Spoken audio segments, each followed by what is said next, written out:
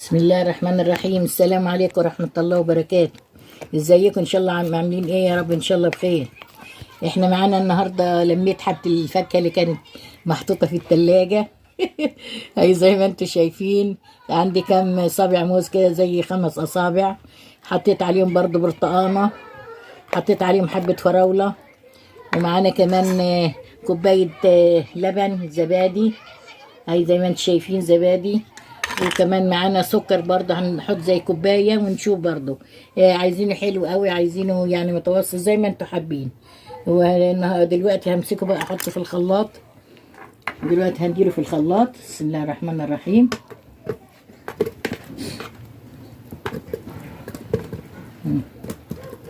حاجه كده مشروب بعد الغدا، وبعدين في فايده بدل ما الواحد يجيب ازازه عصير من الدكان من سوبر ماركت، او نجيب يعني مواد حافظه كلها. لا، اعملي اي عصير في بيتك واشربي. ليه ما تعملي اي عصير في بيتك وتشربي؟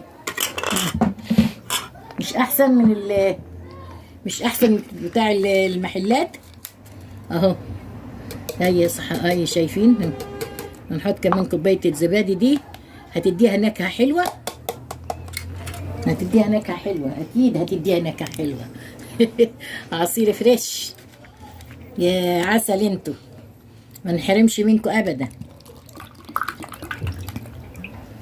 اهي شايفين. هنحط ايه 4 كوبايات من كوبايه الزبادي على طول كده اهو. حطينا كده ايه، حاطين كده 3، وهي الرابعه كده تمام.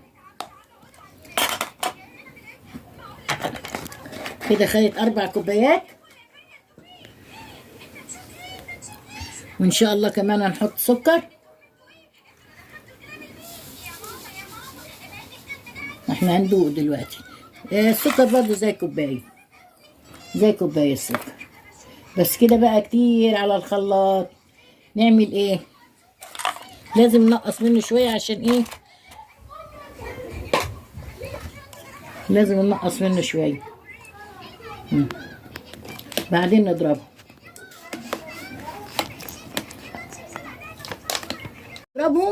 وتشوفوا احلى عصير ان شاء الله.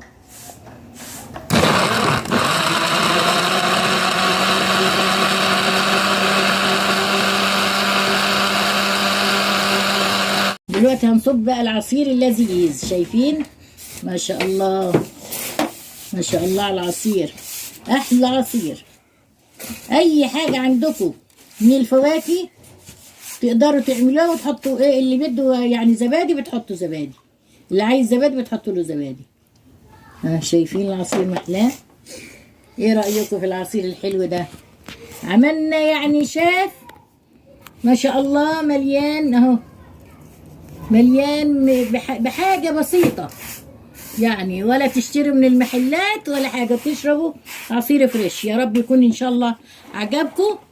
تحطوا لي لايك وشير، والسلام عليكم ورحمه الله وبركاته.